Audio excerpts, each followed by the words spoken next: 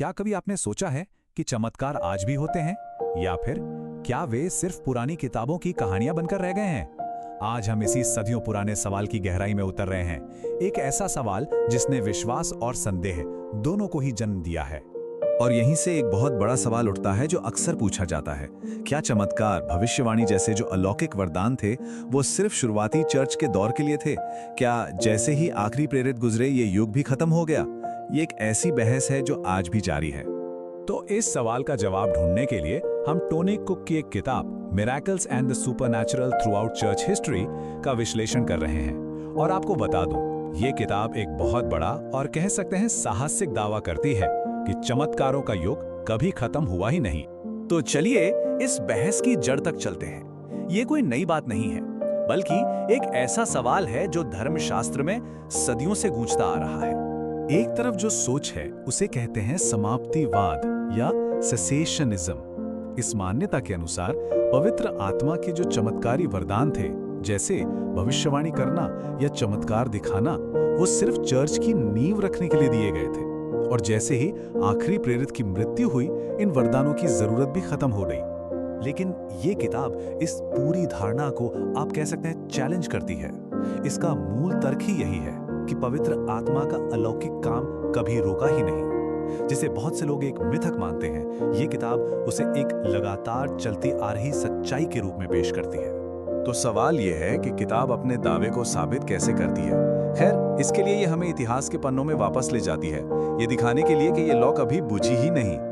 ये स्लाइड एक बहुत ही दिलचस्प कहानी बयां करती है। 16वीं सदी के सुधार आंदोलन से लेकर फिर 17वीं सदी के क्वेकर, 18वीं सदी की महान जागृति और 19वीं सदी का प्रचार। इस किताब के मुताबिक चमत्कारी घटनाएं हर दौर में, हर सदी में मौजूद रही हैं। और इस बात को और मजबूत करने के लिए किताब चार्ल्स स्पर्जन जैसे बड़े नामों का जिक्र करती है, जिन्हें उपदेशकों का राजकुमार भी कहा जाता था। स्पर्जन ने साफ साफ कहा था कि पवित्र आत्मा की शक्ति के बिना कोई भी सफलता मुमकिन नहीं है। उनका ये कहना उस युग की गहरी सोच को दिखाता है। एक ठोस उदाहरण देखना चाहेंगे तो चलिए जॉर्ज फॉक्स और उनके क्वेकर आंदोलन को देखते हैं। उन्होंने सीधे आत्मा के अनुभव पर जोर दिया और उनका संदेश इतना असरदार था कि 1660 तक उनके 40,000 से ज्यादा अनुयायी थे। उस समय के हिसाब से ये एक बहुत बड़ी संख्या थी।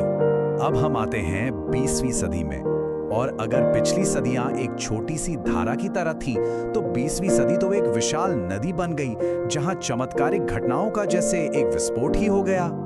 और इस विस्फोट का केंद्र क्या था? वो था 1906 का अजूजा स्ट्रीट रिवाइवल। लॉस एंजलिस की इस एक घटना ने मानो एक चिंगारी लगा दी, और आज इसी को आधुनिक पेंटेकोस्टल और करिश्माई आंदोलनों का सबसे बड़ा शुरुआती बिंदु माना जाता है।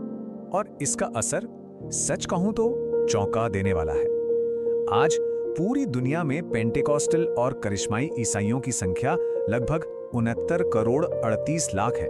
एक ऐसी संख्या है जिसकी कल्पना करना भी थोड़ा मुश्किल है। इस नंबर को थोड़ा और समझने के लिए जरा इस चार्ट पर नजर डालिए। ये समूह, जो किताब के मुताबिक 1900 में लगभग ना के बराबर था, आज दुनिया भर के ईसाई धर्म का 27% से भी ज्यादा हिस्सा बन चुका है। सोचिए, सिर्फ एक सदी में इतना बड़ा बदलाव। लेकिन रुकिए, ये किताब सिर्फ इतिहास का गुणगान नहीं करती, ये आज के लिए बहुत जरूरी मार्गदर्शन और कुछ चेतावनियां भी देती है, जो इस पूरी कहानी को एक संतुलित नजरिया देती है। किताब उन खतरों के बारे में भी बताती है जो इस रास्ते पर आ सकते हैं, जैसे पैसे के लिए आध्यात्मिक उपहारों का गलत इस्तेमाल करना, लोगों को अपने फायदे के लिए बहकाना और अतिवाद में पड़ जाना। किताब ये भी चेतावनी देती है कि सिर्फ बाहरी चमत्कारों पर ध्यान ना दें, और सबसे जरूरी बात, सुसमाचार का प्रचार करने के अपने असली मिशन को कभी ना भूलें। ये चेतावनियां कितनी गंभीर हैं, इसका अंदाजा आपको गॉर्डन लिंजे के इन शब्दों से लग जाएगा। 20वीं सदी के इस प्रभावशाली मंत्री ने पैसों के लिए होने वाले इस तरह के शोषण के खिलाफ बहुत कड़ी आवाज उठाई थी और इसे एक बहुत गंभीर अपराध बताया था।